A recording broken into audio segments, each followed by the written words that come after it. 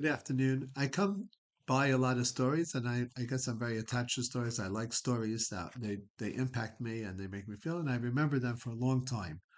And this is also, and so when I remember the stories, I figure if they're important to me, I like to share them, and hopefully you'll have the same interest and feel the same way and get the same connection as far as with them. Because recently, a lot of times when I talk to people about money and they're very stressed about money, and I try to explain to them all their money, they get exactly what they need to, from Hashem. And then people tell me, well, what's going to be with my retirement or my kids or this or that. I explained to them that there's a famous story that I heard on Aish.com, but that goes similar to the, I mean, it goes like this. If anybody who knows Olympia, New York, in Toronto, there one of the principals was a man by the name of Edward Reichman, and he was very wealthy. And then when he died, he left a note on his desk saying that he wanted to be buried in his socks. So his children went to all the rabbis of the time because normally Jewish people are only buried in shrouds. You're not allowed anything else. There's no makeup, there's no silver, there's no metal, there's no regular clothes, just linen shrouds. But no, he put a note he wanted to be buried on his socks.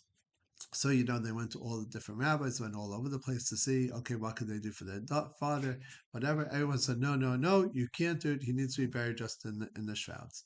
So that's what he did. A month later, when it was time for them to open up his, last will and testament, so they open it up and he writes to them more or less, he writes them, as you all know, I requested to be buried in my socks, my favorite socks that I did all my business dealings with. And I had billions and billions of dollars, but even my favorite pair of socks I couldn't take with me to the next world. That and the only thing that you do take to you to the next world is the Torah and the mitzvahs that you leave behind, and the legacy and the good deeds that you leave. Um, and that's a good mindset that we should have. We should realize that none of the money that we have that we're taking with us, what we are taking, and you ask any elderly person, what do they most remember? They don't remember their money. They remember the good deeds, the kind deeds, the way that they helped out other people throughout their life. That what remains to them in this life, and that's what they're going to take with them to the next life.